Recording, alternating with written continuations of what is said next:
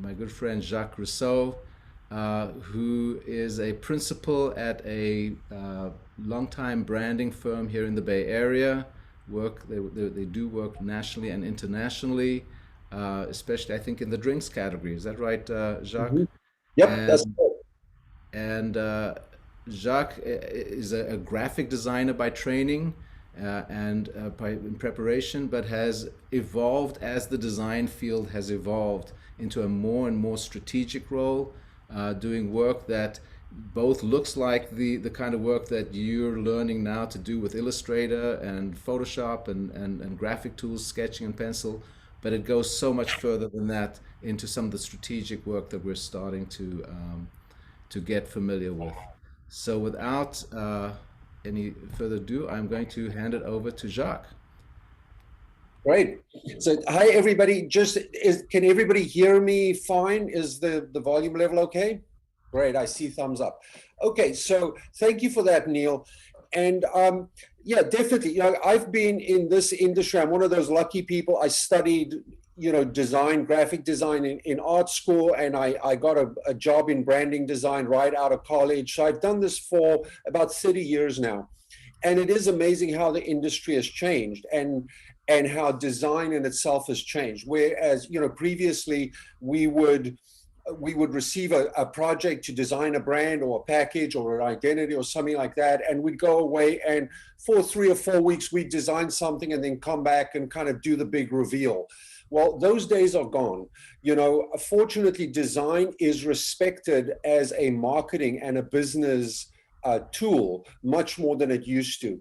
So, one of the challenges in that process is that often, people making decisions about design in companies, or even, people that work at my company, they don't really know what they're looking at. So I was kind of really encouraged when Neil said, it's important for designers to not only develop the critical skills about their own design so that you can understand, when are you going in a fruitful direction and when you're not, but also to be able to look at other people's work and give critique, because that is, I think, become one of the most important aspects of design is being able to articulate what you're doing, but not from a visual point of view.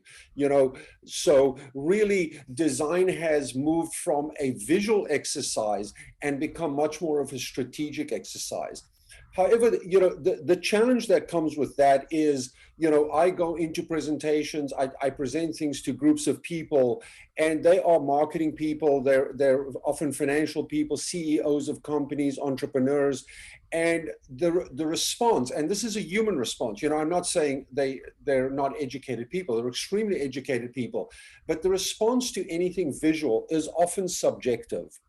So people will say, oh, I like it, or I don't like it, or I don't want the red on my logo, that kind of stuff. And your immediate response for all human beings is we respond to things on an emotional level. Yet what you want people to do is to remain objective as much as possible. So what we've done at our agency, we specialize exclusively in food and beverage brands. So that's a highly visceral category. It's things you can taste, it's things you can smell, it's things you can see. We don't do software or banking solutions, things like that. And people we're hardwired to think about food in a certain way, to think about color in a certain way, to think about shapes in a certain way. So getting clients to understand that it's not a beauty pageant. I'm not giving them 5 options of a design and asking them which is the one you like the most, but which is the one that solves your whatever your business need is best. And that means you have to understand a little bit more just about what is it going to look like? What is it going to, say when a package is on a shelf? So what we've done is, we always talk to our clients about collaboration, co-creation. They have to be part of the process, and in order to do that, you have to give them business metrics by which they can measure a design, or else it's always just going to be an emotional decision. One person likes a design, another person doesn't like a design. So what we do is, with all of our projects, we actually never start with a creative brief. When a client gives us a project, I tell them, the best thing I can do for your brand is that I actually don't love your brand as much as you do. I don't know your brand as well as you do. I am here to be your cold shower of objectivity. And they all love that. You know, they all like, hey, that's great. We need a fresh perspective. We need, but they often don't realize what that means. And this is for you, if you go into the world of branding or design or anything like that, or even product development, one of the greatest challenges is going to be remaining objective about what you're doing, and not, you know, you start investing yourself, you know, being, this is an artistic field. And the minute we do anything like that, we start giving of ourselves, you know, physically and emotionally, and we start loving what we're doing, and we know what we're saying, and we get all riled up, and no, we're being so creative. But at the end of the day, you got to step away and say, am I actually solving a strategic problem here? Or am I using design in a strategic way to solve a problem? Because at the end of the day, yes, everybody can create beautiful work, but can you solve actual problems in the world with your design? So what we do is I spend a lot of time just educating my clients about what is branding. Because some people think brand is a logo.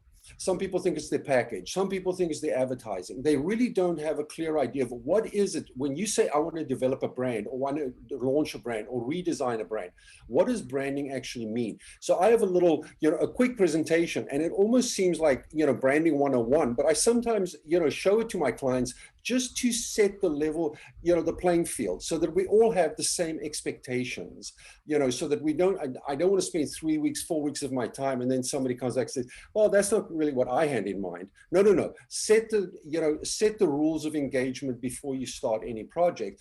And then also what I've found very helpful in getting clients to not only give me their subjective opinion about what we've designed, but really think about whether design is strategic or not, is I go through a process of collecting facts. We at our agency, we call it the discovery phase. Other agencies have other names, but I do a robust discovery field, because you need to realize, as a designer or as a brand developer, you often are working on products that you know nothing about. You know, I'm currently working on with a company that makes you know, like soups and broths, like bone broths and things like that. I don't know how to make bone broth. I know nothing about bone broth. I don't know where it comes from. You see, they're expecting me to do something that is highly strategic in a field that I understand, that I really am not familiar with. So that's why this discovery phase, in the beginning of every project, educate yourself about what the category is about. That's one of the biggest, you know, kind of weapons you can have to really solve these big problems.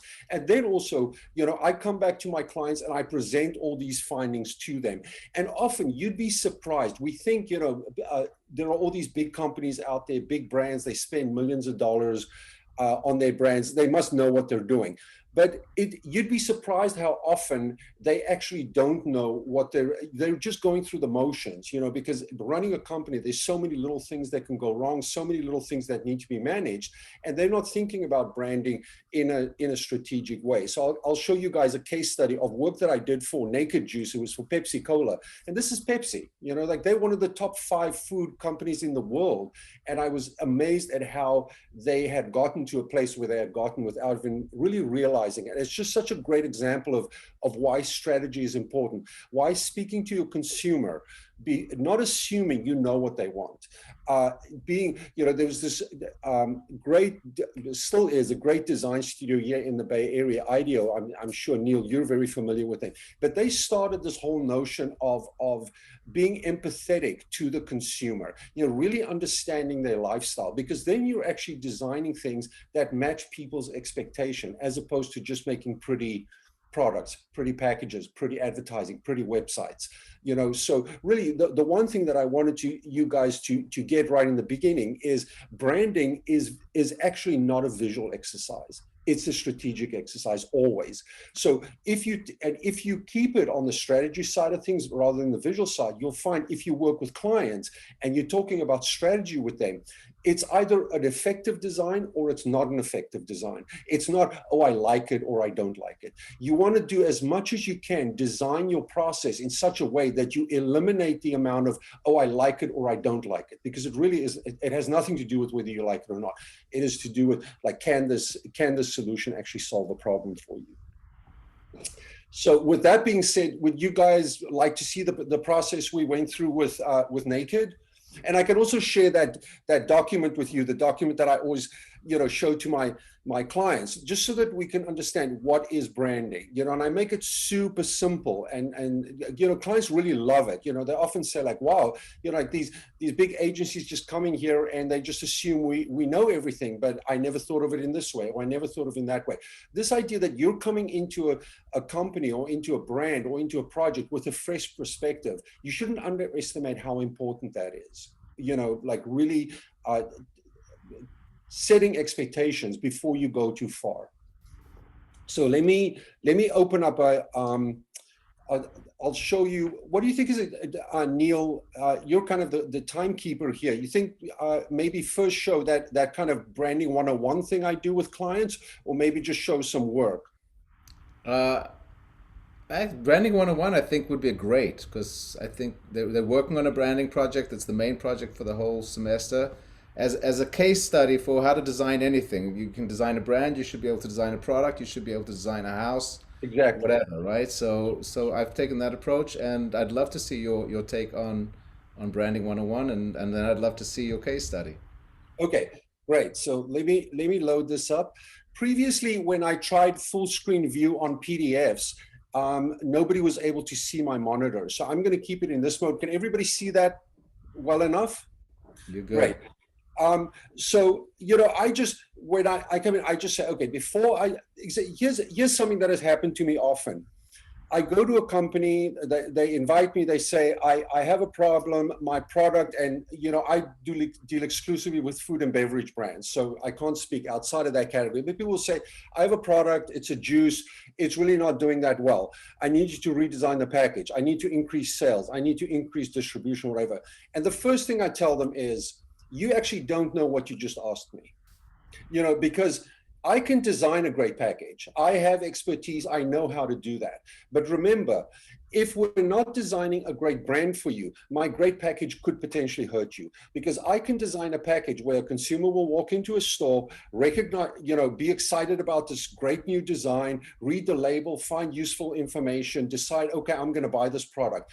If your company doesn't deliver on the brand experience or on the product experience or on a consistency experience, whatever it is, then my great package is going to remind them of that bad experience they had, and it'll actually crash your sales. So, that's so important for branding, that people understand branding is not one single thing. So that's why I often say, let's just talk about this first. So I go through this presentation, and it's very simple and quick. So I think you guys will enjoy it. I go, let's just start with a formal definition. There's many definitions out there, but this is one that I think is very, very accurate, and it's very short and it's easy to remember. Branding is the promise of an experience between an organization and its customers or consumers. That's it. Super simple. You see, branding is not a product. Branding is not a box. Branding is not a thing. It's a promise. So that promise can be delivered in multiple ways. It could be delivered through product experience. It could be communicated through communications, through marketing, through advertising, through events, through whatever. But it's that. So it's very key to understand everything you do when you're developing a brand is you're making a promise, and you need to be sure that you understand what that promise is. So here's something I say. For starters, brands live in your head. Like get consumers to or clients to understand that it's not a thing. So often when I deal with companies, I say, okay, so what is it that you do? And they say, oh, we make great apple juice. And I'm saying, no, I didn't ask you, what do you do? I'm asking you, what is your brand? Like, it's greater than the product. So branding is a concept. It's not a physical, tangible thing.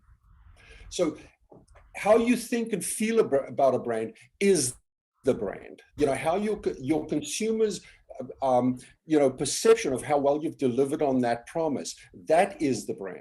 It's that feeling, what you think and what you feel about a brand. Those are very intangible things. So a brand it's not a name, it's not a trademark, it's not a logo, it's not a package or a product. A lot of my clients think the minute you design me something that I could put a TM or a circle R on, I have a brand. No, that's not a brand. It's a legal trademark. A brand is a collection of your thoughts, feelings about your experiences with it. And here's something that's very, very critical that I always want my clients to understand is thoughts and feelings are intangible. So often in a world where we have so many products or services around us, it's so easy for people to keep talking about what they do, or how they do it. Oh, we have a proprietary process. Your proprietary process can be copied by anybody else. It's not ownable. Brands have to be ownable at some point. So as opposed to, as compared to tangibles, which are things you can, taste, smell, hear, touch. I also tell them, what you make people feel is just as important, if not more important, than what you make. My career radically changed about 20 years ago when I read an interview that was done by the CMO of BMW, which is why I had this slide in here too. He was asked, BMW, if you ask most people, what is Toyota's tagline? They wouldn't be able to tell you. If you ask them what's BMW's tagline, it's the ultimate driving machine. They've had that tagline longer than any other car company in the industry. And the interviewer asked the CMO, the Chief Marketing Officer of BMW, how were you able to sustain a singular message for that amount of time? And his answer just really struck me as being insightful. He said, to be successful as a brand, you have to ruthlessly cut away everything that you are not. And I'd always thought of brands as being, it's like what are we? We're this, we're that, we're all these things, but it's as important to narrow focus. Brands are not meant to explain how much you are. It's actually meant to explain how singular you are, how focused you are as a company. Hey Jacques, can I just jump in there with a little query? Sorry Yes. to interrupt your flow, but you just said something quite juicy that I think just deserves a little bit of stretching out a little bit. Mm. You said it's if you go back to the previous slide, so I can read it. It's just as important that your brand is to get people to feel a certain way as it is to actually have. Actually, I can't remember how you said it, but what's as important as your product is your brand. And the implication can easily be taken that the product doesn't matter so much. But I know that you're a man of great integrity, and that you know that a brand can't sustain itself if the product or the service doesn't actually live up to the promise. Exactly. No, it means you have to be able to deliver. Just as I told my clients, I can create a great package for you, but if your product isn't living up to expectation, then my great brand is going to remind people of that terrible experience. So absolutely, what you make has to be the quality that you promise. It doesn't have to be the best. I mean, there are value products on the market where people say, okay, we're not the best, but we're the value option. And if that is your brand, that's your brand. Then be honest about that. But the point I'm trying to make is that, what you make is a technology that can be copied. So therefore, it cannot sustain your brand over the long haul. There's that great speech that Simon Sinek gives about branding and the difference between the why and the what. If you compare Apple to Dell 20 years ago, both great computer companies made great computers. So today, does Dell make great computers? Absolutely. Does Apple make great computers? Absolutely. Would you buy an iPhone or a phone from Dell? No. Why would you? Would you buy it from Apple? Absolutely. If Apple came out with a car, would you buy it? Probably. If Dell came out with a car, would you buy a Dell car? No. So that's the difference between making something really well. But you have to understand, everybody can make something really well. There's enough technology, and unfortunately, there is an extremely large workforce that is available in the world to make things at very, very low cost.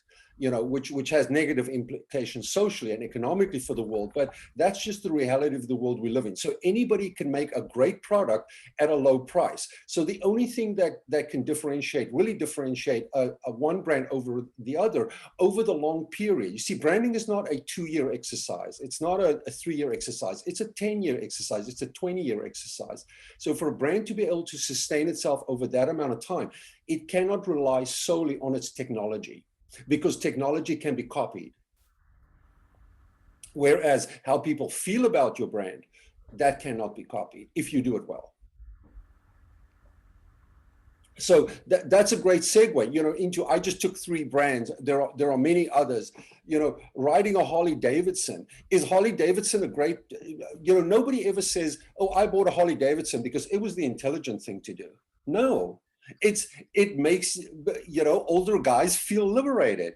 You drive a Volvo because it feels safe. I mean, is Volvo any more safe than a Mercedes? No, it isn't. But you see, they've decided there is enough of a consumer base out there, especially people when they start having kids, they move to the suburbs, that want safety is a critical issue for them. And see how beautiful that message is for Volvo, for instance, because it's all about safety. Everybody thinks branding is confining. It's not. It actually opens up a whole universe to you.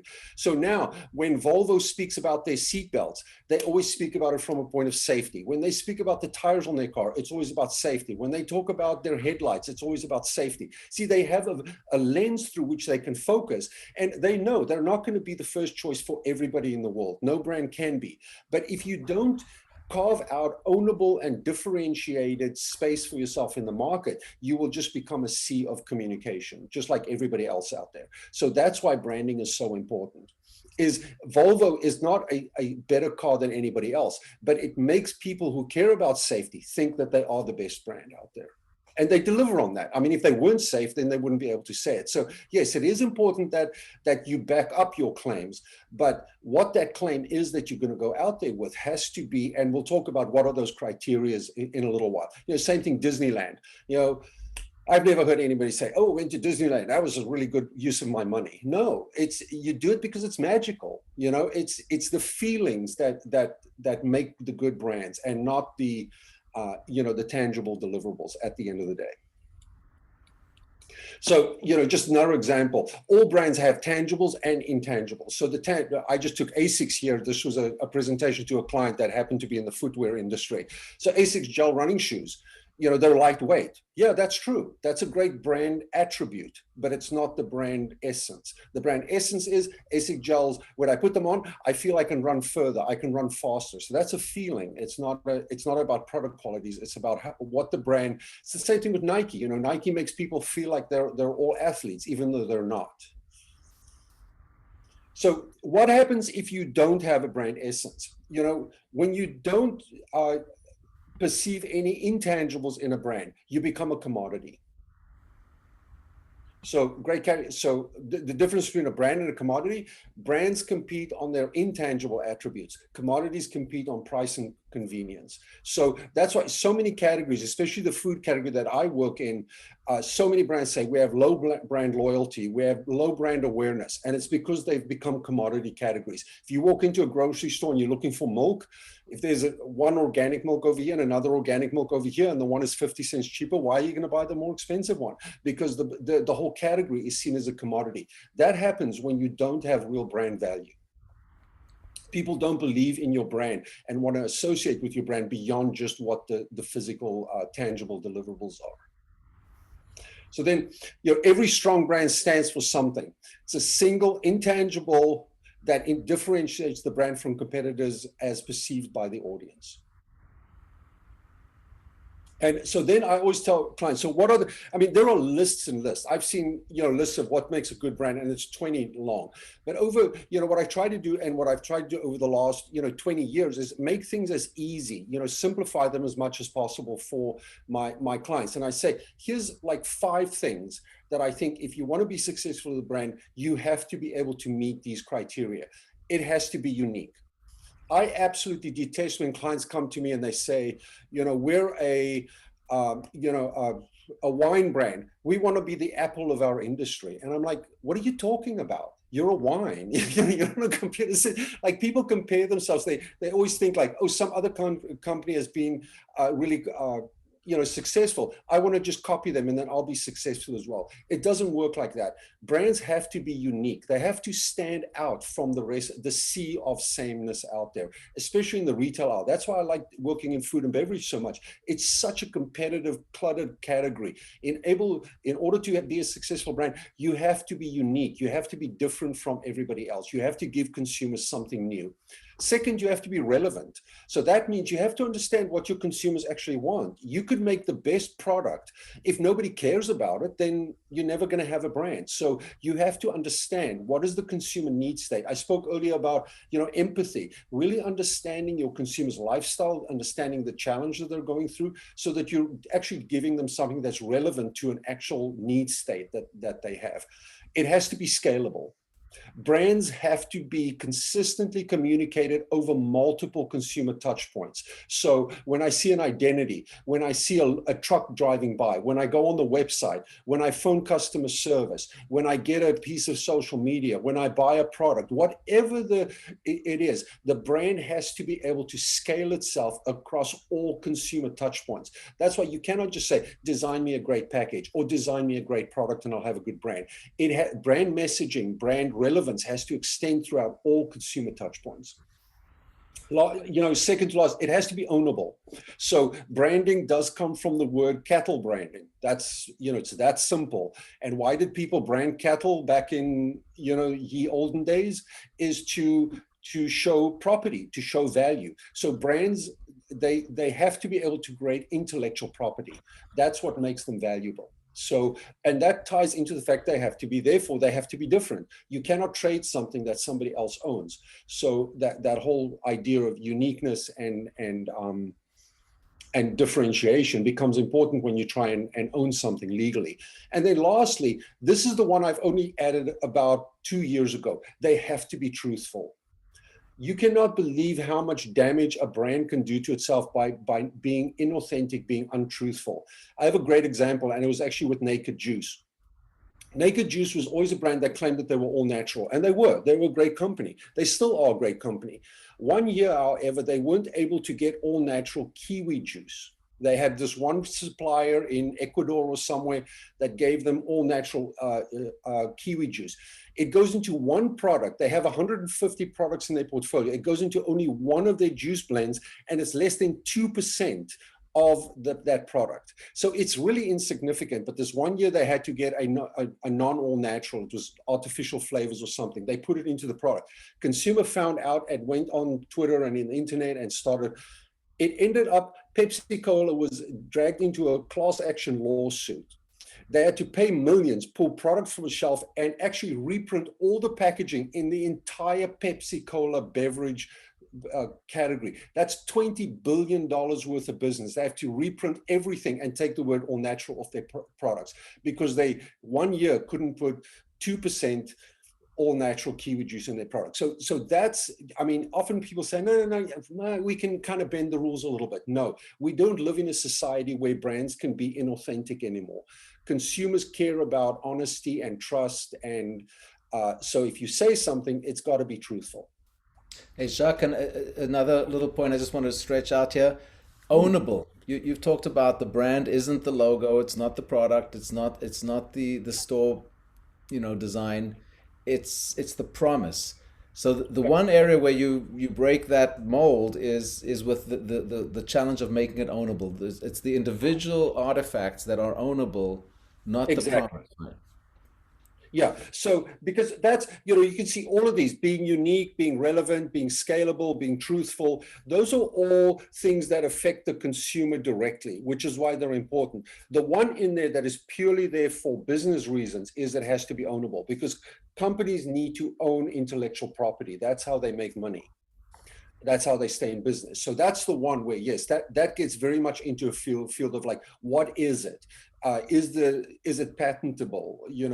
Can I own this identity? Can I own this package design? Can I own this product formulation? So that's very much the what and not the why. Agreed. So that's it. I show that presentation and then I just kind of say, okay, everybody on board. And quite often you'd be surprised at how this simplifies the process greatly because you want to create consensus with your client before you actually go into that process of creative development. So let me share.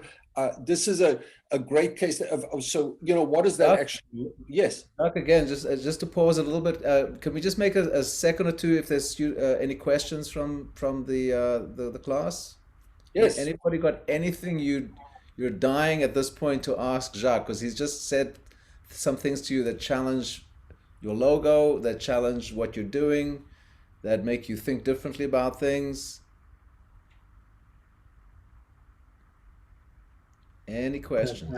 I actually have a clarification. Hi, Dean. Go ahead, Can you Dean. explain the scalability concept one more time?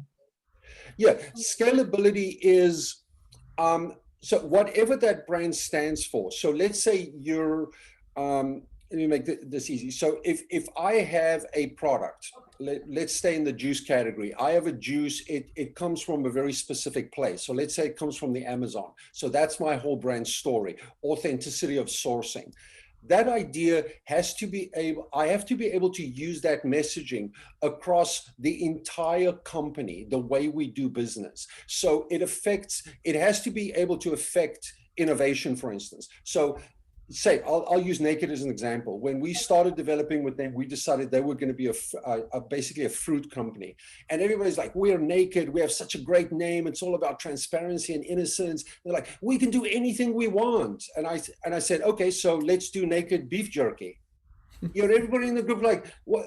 This isn't a joke, Jacques. Why are you being stupid? I was like, I'm not being stupid. Don't say you can be anything. It's if you are going to be a juice company or a fruit company from the Amazon, then it means in terms of innovation, that's one of the areas that the brand has to meet. So I can't now start sourcing products from, Vietnam, Southeast Asia, or from Africa, or from somewhere else. So that's how a brand becomes, or if I have a website, I've got to be able to scale that idea. So what does it look like if I have, very unique sourcing from the Amazon and the way I treat my fruit? How does that get communicated on a website? How does that get communicated in social media? So the whole thing you want to think about is, consistency of experience from the consumer's point of view, and how is that going to work? Sometimes when you, like, let's say you're designing a physical product, something that somebody will use in their house, it's easy to focus on that physical product, but what does that look like on the web, where somebody can't touch it,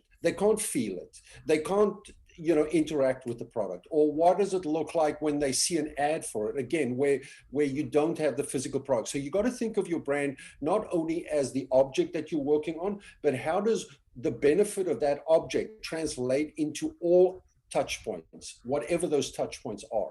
And then also, from a business point of view, how can it live for a long time? Brand design is a pretty costly exercise for companies. So if I designed a brand that has to be redesigned in 2 years, I'm not actually doing my clients any real service. Brands have got to live for at least 5 years, 7 years, 10 years before they get maintained or redesigned or redeveloped. Because if you're changing your brand all the time, then consumers don't have that consistency of experience, and you won't build any brand loyalty. So that means both from a time point of view. So branding, one of the most challenging things I always tell my designers to is, we're designing now for things that'll be on the shelf 10 years from now. We don't know what it's going to look like 10 years from now. So you're having to put yourself in the mindset of this kind of future thinking. Brands are always future thinking. So they have to be sustainable over a period of time, but also from a scalability in terms of where the company is and where the company hopes to go. Thank you. Great. Anybody else? All right, maybe hold your questions if you. Oh, there you go, Lucas. You got a question. Go ahead. He said about. Hello, I'm Lucas. Yes. You said about the companies differentiate each other, and they find new ways to new creative ways to differentiate each other. What do you think about the new trend? It's kind of new, but it's getting old, but kind of new trend of companies that they don't go for big marketing budgets and stay on the simple side, like Muji or the no brand company. Yeah, you're correct. It is very much a trend. And it was started as a trend to differentiate themselves from, other brands. It happened in a period in American history where a lot of people became very suspicious of big corporations. There's a lot of corporate mistrust in America. So people, if I can buy from a local small producer, I would prefer that than buying from some big ConAgra or some General Mills kind of level company. So that's why these companies realized, oh, okay, so your average consumer doesn't believe branding anymore. They think it's just marketing speak by big companies that have millions of dollars to spend, and they were correct. So we'll create brands, we'll differentiate ourselves by not being branded. We're the unbranded companies. But the problem with that is, you know, we live in a world that is so fast paced that unfortunately a lot of people working on brands, both from the design side, but also from the client side, they're not really thinking long term, and they just see a trend and they hop on that bandwagon. So if you're the only non-branded product out there, great for you. You're differentiated, you're unique, but within 6 months, everybody next to you is also unbranded, then you're no longer differentiated. So brands are also constantly having to look at trends. Where's the market going? Because as soon as you are successful at anything, you will get copycats very, very quickly. So brands have to be able to separate themselves.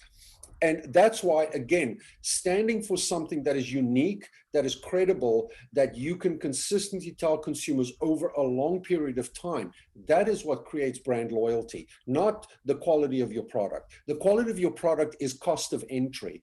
You know, and I say that with great respect, because 20 years ago or 10 years ago, even, it wasn't like that. 10 years ago, you could physically say, I make a better product than anybody else. But now we live in a world where things are developed so quickly and everybody can make that, anybody can copy you as soon as you're successful.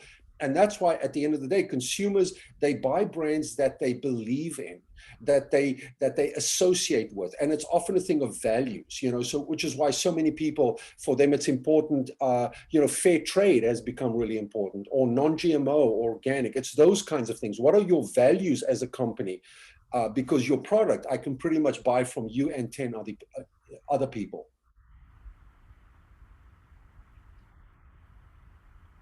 All right, go ahead. Right. Jacques, we'll come back to some more questions after this round.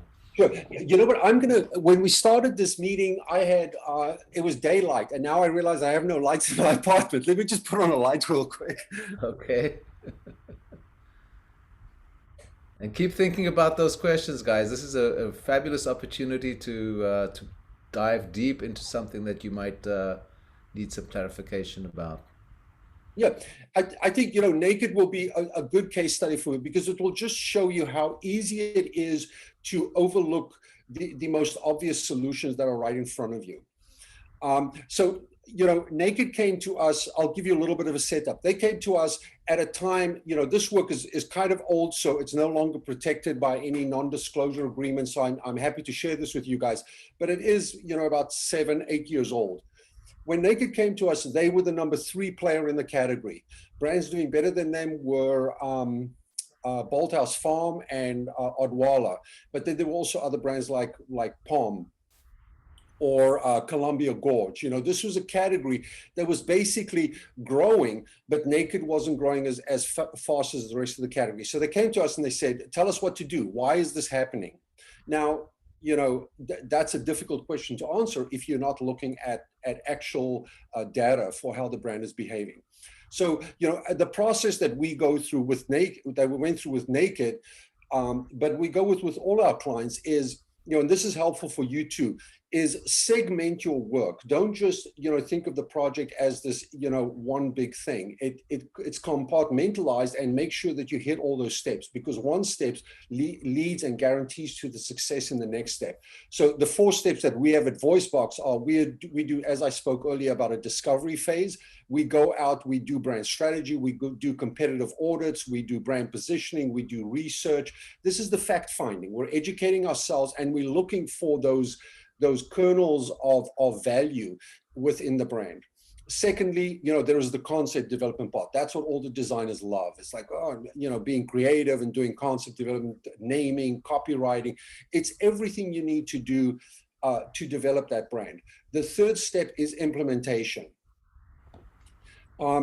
So implementation that's what makes brands successful or not. Anybody can come up with a great idea, but again, if that idea cannot be great across 150 products, or if that idea cannot be great, equally great on my website as it is on my packaging, as it is on my delivery truck, then it's not a great idea. Scalable and extendable. So thinking of, product segmentation, packaging extension, photography and illustration, how's that going to come into it? So really thinking of all the assets I need to create. And then at the end of the day, good branders always provide brand stewardship for their customers, because I always tell my clients, I'm not going to do everything for you. I'm not an advertising company. I'm not a PR company. I'm not going to be doing that stuff for you, but I am the brand steward. So I provide the assets. I provide legal compliance, brand guidelines, logo libraries, asset management, all of these things. So regardless of who that company works for, if it's an advertising company or event sponsorship, new product development, they have these guardrails that they can come back to, so that everybody understands what is it that we represent as a brand. So that's basically for any brand, full service brand development agency will go through that process.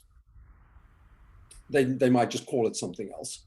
So what is, often people ask me like, so what does this kind of discovery actually look like? For us, it involves 6 phases. We do retail and competitive analysis. You cannot design a product if you do not understand the competitive landscape that product is going into. Often when I show clients a design, it looks great. It's a beautiful design on a white page, but then in a retail environment, it's chaos. It's visual chaos out there. So I always have to sometimes educate my consumer about their product is often, facing with the back panel forward, or it's lying on the floor, or people think of it, look at it, they don't want to buy it, they put it on the wrong place on the shelf. You cannot rely on your brand always getting the best presentation it deserves, especially in the retail environment. So those competitive analysis are very, very important. I do management and trade interviews. I speak to as many people in the company as possible, because often people have different opinions. Sales people have different expectations from a brand than, say, product development. Consumer research, super important. You have to understand what consumers are actually going through. And then we do something which most of our clients really like. It's called brand opportunity mapping. And I'll show you an example of that. It's basically where you create a visual landscape of what does the category look like that you're competing in, and what are the rules of engagement. And if you could map other brands on that landscape, where do you fit? So that if you're going to move a brand, if you're going to design a brand into this category, or redesign a brand that's already in that category, you need to identify where's the white space opportunity. So how can you design your brand so that it doesn't go into a highly competitive category, but that it actually separates itself from the competitors as much as possible? We do brand positioning often for our clients, and then I write the creative brief. So you can see that what I'm trying to do is, I don't start a project ever with a creative brief. I do my entire independent audit first. Then I come back to the client and I say, now let's write a creative brief together. Because then 3 weeks later, when I show them something, I don't want somebody in the room say, well, I forgot to tell you, I don't like blue. Well, at that point, no, we've agreed. This is what we're doing strategically, not visually. The visual part, you have to think visually. The visuals always inspire people, but they're actually not strategic at all, because we are so easily subjectively influenced by things like color or fonts or things like that. So here's what we did. Pepsi, they have a research department that's 100 times the size of my entire company.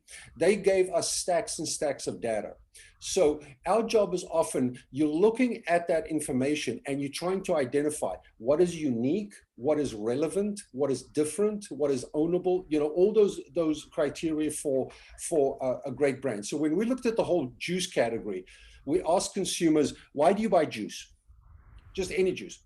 And they said, I'm looking for 100% natural, I'm looking for no sugar added, and I'm looking for 100% juice. Those were the number 1, 2, and 3 things. So you can see it has nothing to do with branding at this point. People are looking for a certain experience. They're looking for a promise from a company that I'm going to get 100% purity, I'm going to get no sugar added, and I'm going to get 100% juice. All the other things are secondary to that. So that was very insightful to us, because I kind of felt, okay, so now we understand why consumers shop the category, and we can potentially see, does our package live up to those expectations of consumers? Secondly, we ask consumers, of the brands out there, who do you feel is most trusted?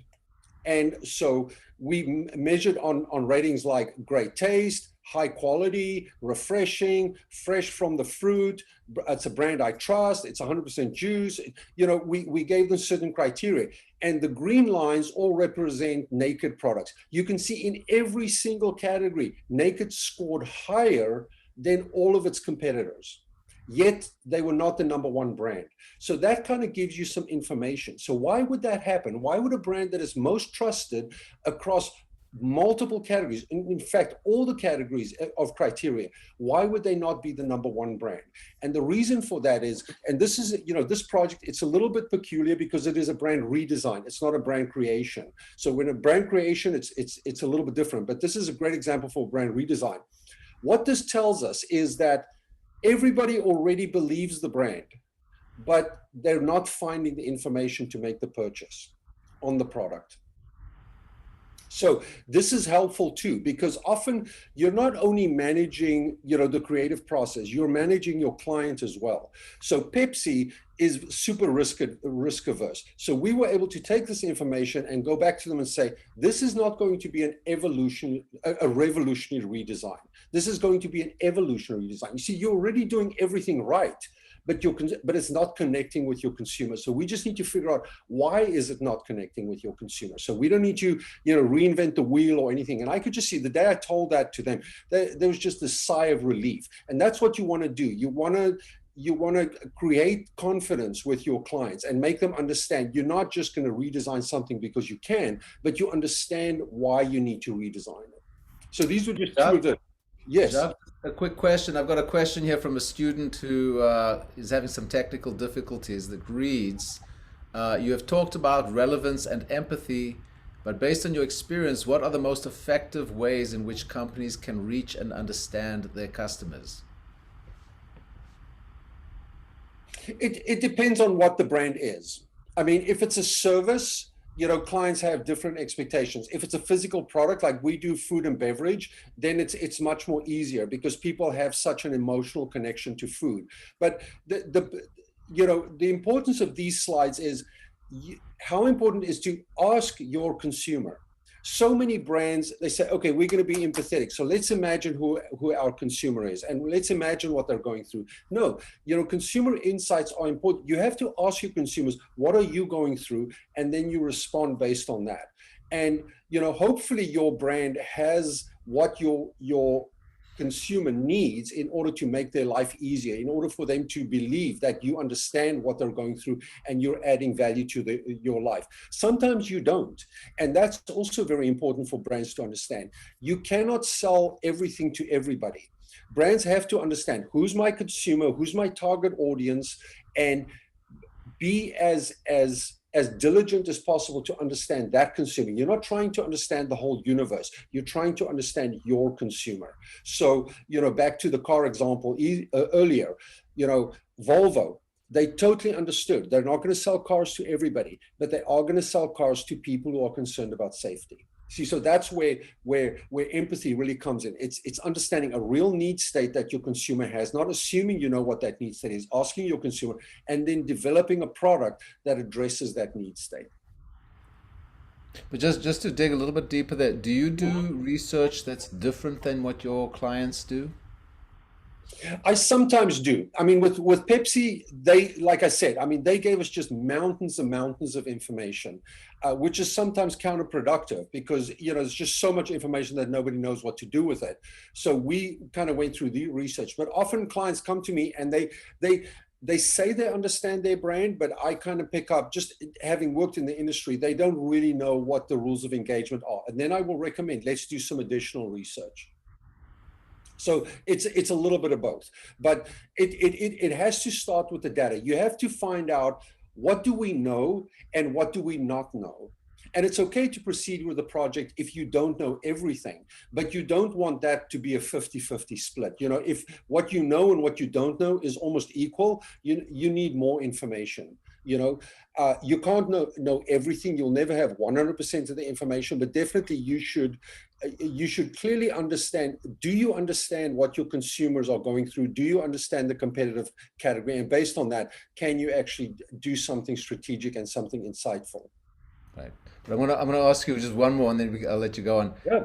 My favorite distinction to make, and I'm curious what your thoughts are. What's the difference to you between the information, the data, and the insight that you glean from the data? It's data to me, quantitative data to me is actually not very useful. And that's unfortunately what companies like most, because you know, I mean, I'm so fortunate that I started in this industry so long ago. It really was, you know, brands were innovative. People had job descriptions. They were like directors of R&D and, you know, coming up with new things and new products. And a lot of innovation came from within companies. Now companies just buy innovation. You know, big companies, they look for little innovative companies and they just buy them. So the whole mindset of business to me has become a lot of people collect data to prove that they're doing a good job. So if somebody launches a new, let's say a new coffee brand, and I design a great brand for them, and 6 months down the line, it's completely failed, it's plummeted. Everybody's like saying, okay, so, you know, who's going to lose their job over there? So often people just want to say, but I had all this data to show that it was going to be a success. How could I have known? You know, so people sometimes use data to prove what they already know, you know, or to use it in order to create job security for themselves. So that's to me when you have a lot of information, but it's really just about who's buying and where are they buying and where do they live and how old are they and do they have a dog and, you know, information like that, that just, so like with Pepsi, I mean, it literally was a room full of information they gave us. And the number one document that mattered to me is like, why are consumers shopping your category? I don't care about, do people like mango more than apple? You know, and they had data to prove like, oh, so many more people drink mango than apple. I was like, who cares? There's mango and apple in everything you make. So you have to look at the information that actually separates you from the rest of the category. And that often means you have to have qualitative data. Here's something interesting that we see often. We do a lot of eye tracking research these days where people, you know, they go into a virtual store, they put on a pair of glasses, and we can actually see both what they think, you know, they're speaking while they're looking at brands, so they can tell us which brands they like, but we can also track their eye, where they're looking. And you would be surprised at how many times consumers will tell us, well, I like design A the most, but when we look at the eye tracking data, they looked at design C all the time. So why are you looking at something, but you say you like something else? And that is a part of that dilemma with, you know, what I was talking about earlier, where clients are often emotionally driven by what they like, and they're not thinking strategically. So one design might be visually most appealing, but that doesn't mean that it's the best design. It's the most effective design. Another design might be more effective. So that's where, to me, qualitative insight, you don't only want to put, you know, have 4 designs out there and say, pick your favorite one, because that's just a beauty pageant. You want to understand, if people pick design D, why did they pick that design? And if they didn't pick A, why did they not pick A? So that you understand selection criteria rather than just what people instinctively like the best from a visual point of view. Okay. So this is, you know, we often, you know, I spoke earlier about identify your consumers. Big companies like naming their consumers, so I always do it for them. We basically realized of everybody out there, they of course wanted to sell juice to everybody. We said, no, there are 2 groups of people, and this is after extensive interviews, in-store interviews. We found out that there are basically these 2 camps of people that buy this brand. We call them the happy healthies. They're young people, they have no health problems, they're generally fit, they can eat everything they want, but they're basically, you know, choosing a healthy lifestyle. A lot of vegetarian choices in this category, a lot of vegans in this category. It's just basically young, happy people. And then the second group is the balanced achievers. Balanced achievers are usually a little bit older. They may have had medical, you know, something of medical nature happen in their life where now they have to consider their diet, or they've become allergic to something that they weren't allergic to before. So they're not people that are ill or necessarily like super old or super young, but they're just people that have to start considering what they consume in order to have a healthy life. And we ask these people, like, what is important to you, you know, like in your life? What is important to you when you buy a juice product? What is important to you when you in a house, in the neighborhood that you live in? And why you're doing this is you want to understand and this might be a good segue to the next slide and answer some of the questions you had earlier. We noticed when we spoke to happy, healthies and balanced achievers that they all said things like, you know, the happy, healthy said, I want justice for others. I want escape from artificiality. I want authenticity in my life. Well, you know, I had to go back to Pepsi and say, I'm sorry, you're not going to give people justice for others by selling orange juice. It's just not going to happen. You know, so those are, you know, those are your kind of higher aspirational values that your consumer has. That's what your brand has to deliver. So your brand can, by aligning itself with causes that your consumer believes in, you can show that you also believe in equality for all people, escape from artificiality, authenticity in life, safety in relationships, things like that.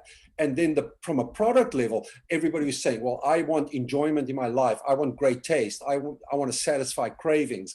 The balanced achievers also said, I want great taste, satisfy cravings, balance in my diet. So those are the things that the product can develop. So here's why it is important what you make and how well you make it, because those things, what you make is serving certain need states, and they are very physical things. I want great taste and I want to satisfy my cravings. This was common along both of our consumer groups. So we know that's what our brand's going to focus on. We're not going to bring our dietary products. Yes, our balanced achievers, they are looking for a balance in their diet, but that's not what all of our, you want to understand where your consumers are aligned so that you can really focus instead of saying we're going to be this and we're going to be that, and to this small group we're also going to do that.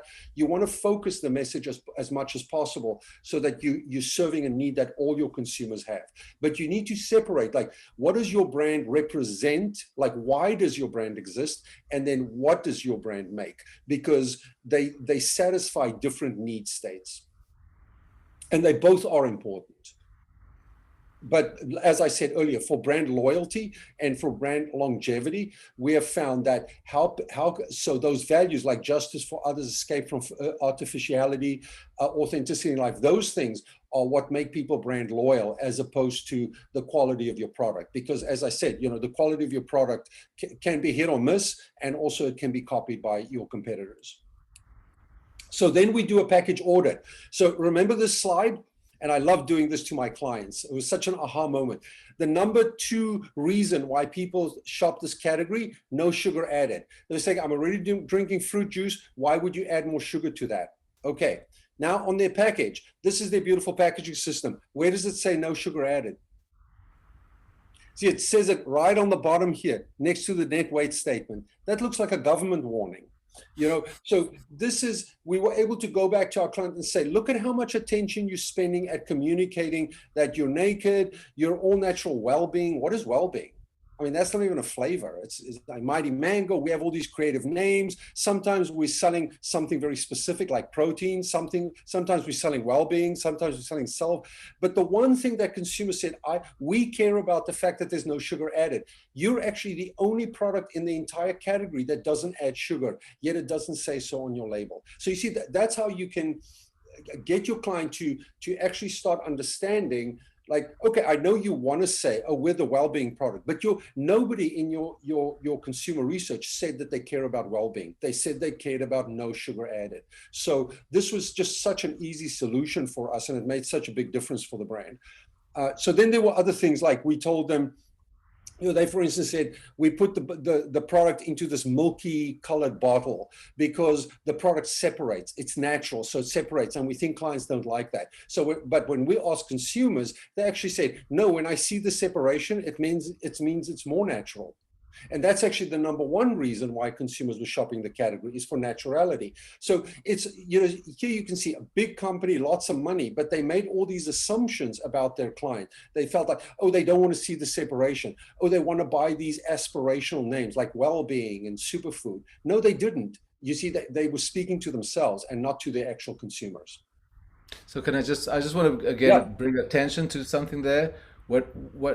What I hear you saying is you and your Pepsi client people had the same data. You just simply came to different conclusions. Yes.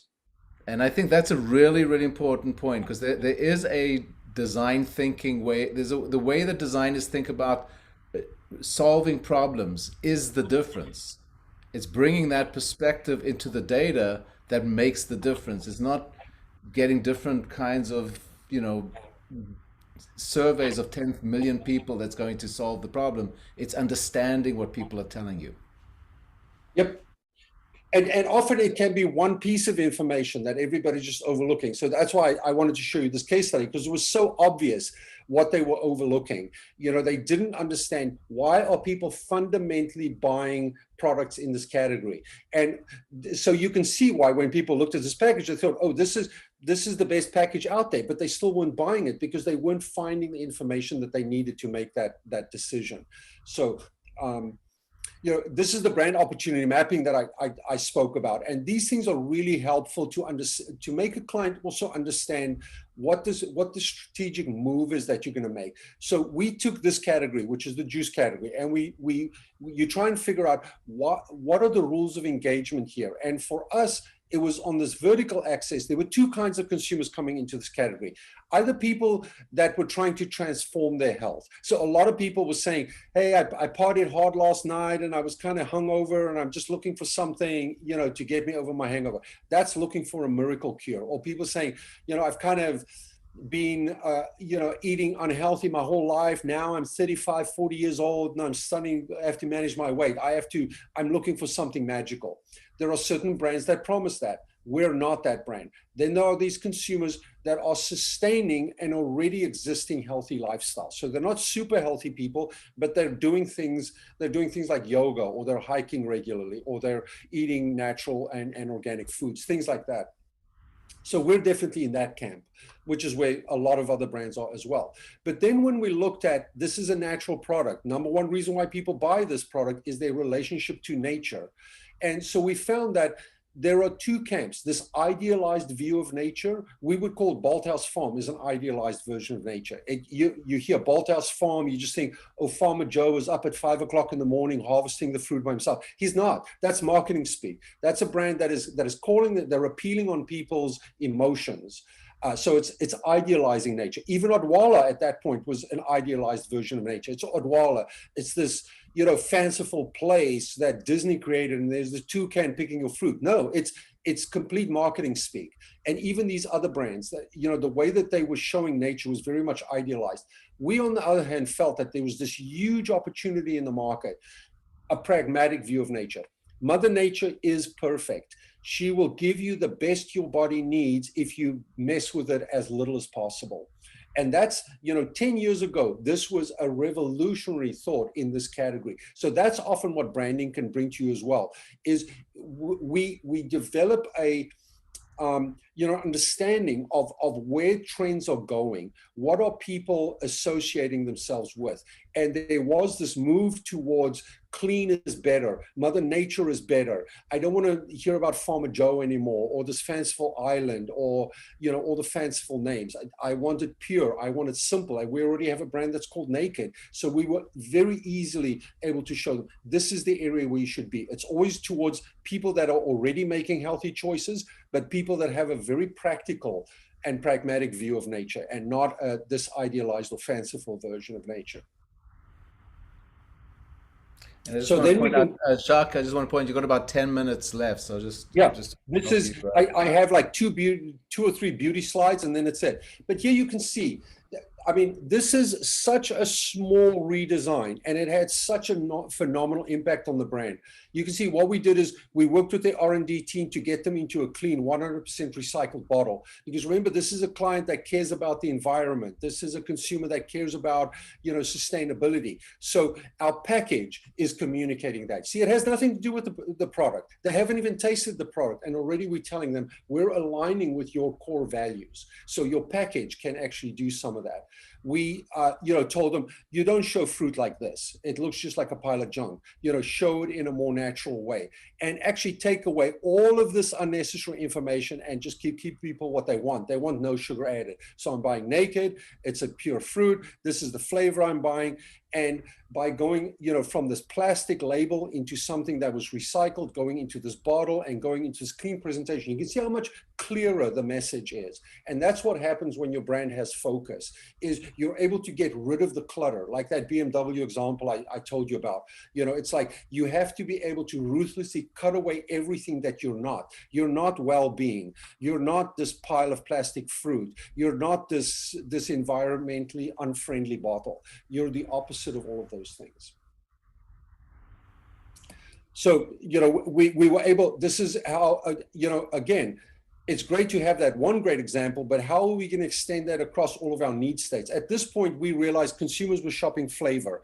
People wanted berries or they wanted mango, which is why you can see this is very much a flavor-driven brand architecture. It's about vegetables. It's about fortified ingredients. It's about protein. So it's very much the ingredients. That's what consumers wanted. But look how beautiful that system was able to extend across any products that they did. So we've worked with Pepsi for 10 years now.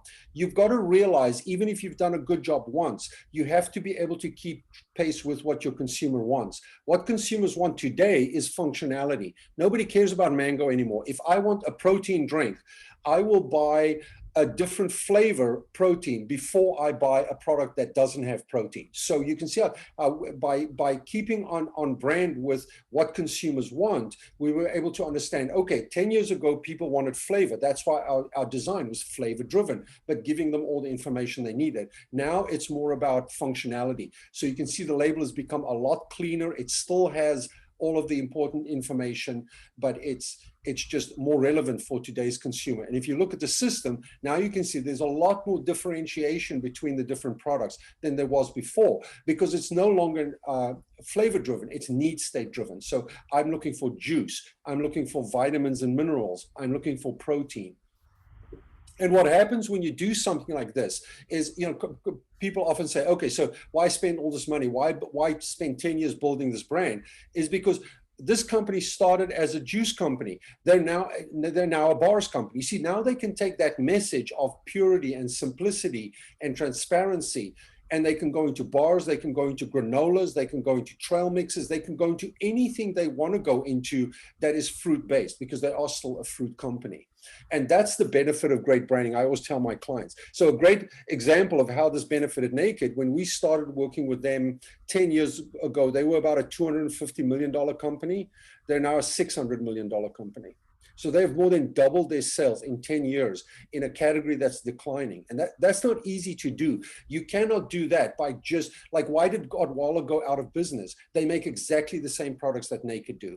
Why is Bolthouse Farm pulling out of the juice category? They make exactly the same product that Naked does. Naked was able to not only survive, but become the 50-pound gorilla in the category by being authentic to their message, by understanding what are they consuming want. They want no sugar added. They want natural ingredients. That's what they want. They want this relationship with nature that is clean, that is simple. And that's what the brand provides for them. And this, of course, it extends way beyond the packaging that we did, but it's a great case study for how you can take a brand that basically is struggling and turn it around without any product formulation. But you have to think of it's the structure. So if you're designing a physical product, it's how does it work? How long does it last? How well does it or does not integrate with my life? How innovative is the company? That's what branding is about. It's about what companies promise their consumers and how consistently they deliver that over a long period of time. I think that was it. Yeah, that was the last slide. Perfect timing, and we got 5 or 6 minutes left for questions, which I've got a few, but I'm gonna. I did have a question already prepared. Carter, yeah. So earlier we were kind of mentioning the idea of like a no brand, and to me sort of a like in between of that is like the labeling, and sort of like on the packaging you can see right there on the screen.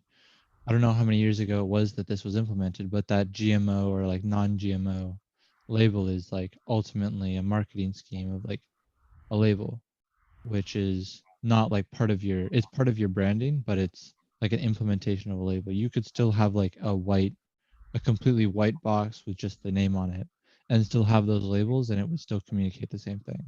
So in terms of like approaching your branding more as an education or a informative experience where you're using labels, where you're using like It's very information. hard to do a lot of education on packaging, you know, because all the research that we have for how consumers shop, people, when they buy groceries or when they buy products like this, consumable products, they make that decision in less than 3 seconds consistently.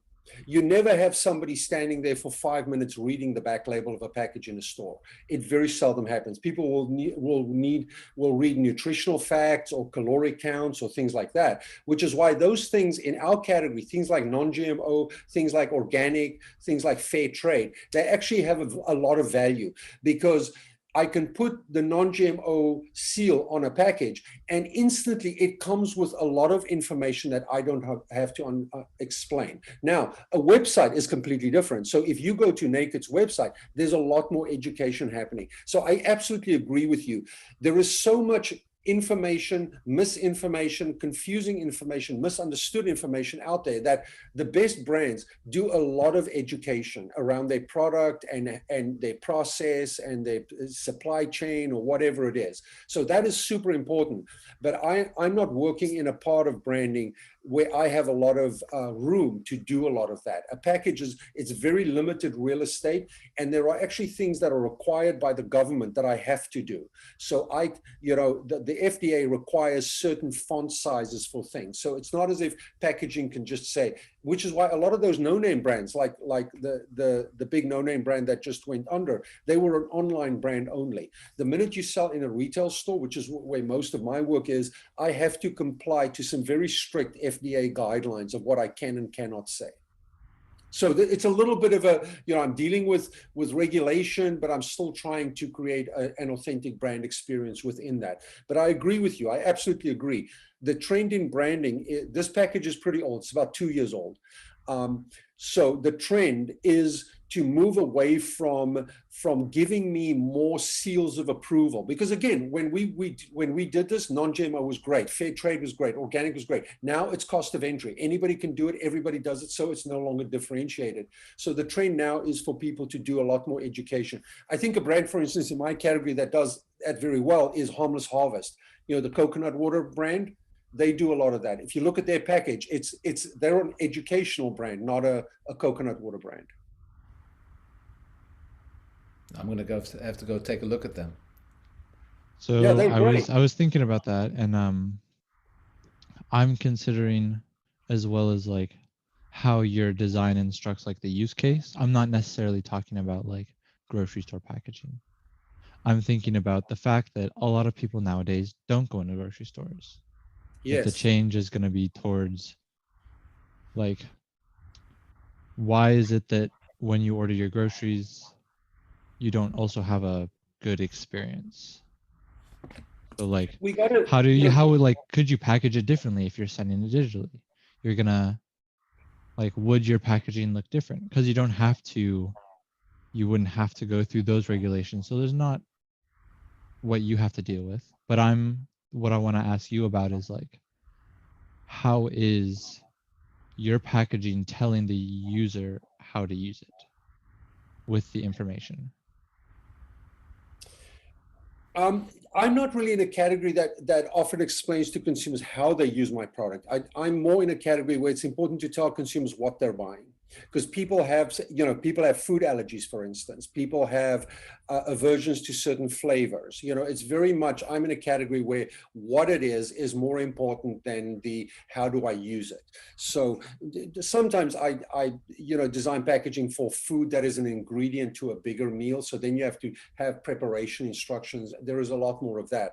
But I actually don't come up against that challenge often. And that's more, if you're buying a a computer or a phone or a physical product that you're going to be using, then how am I using this? It does become a lot more important.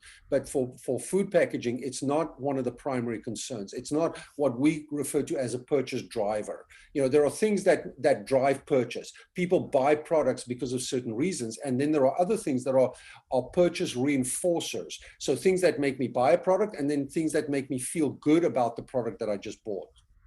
So but just to put a fine point on that, that's not to say that the mode of use couldn't become a driver. For example, in the detergent absolutely. category,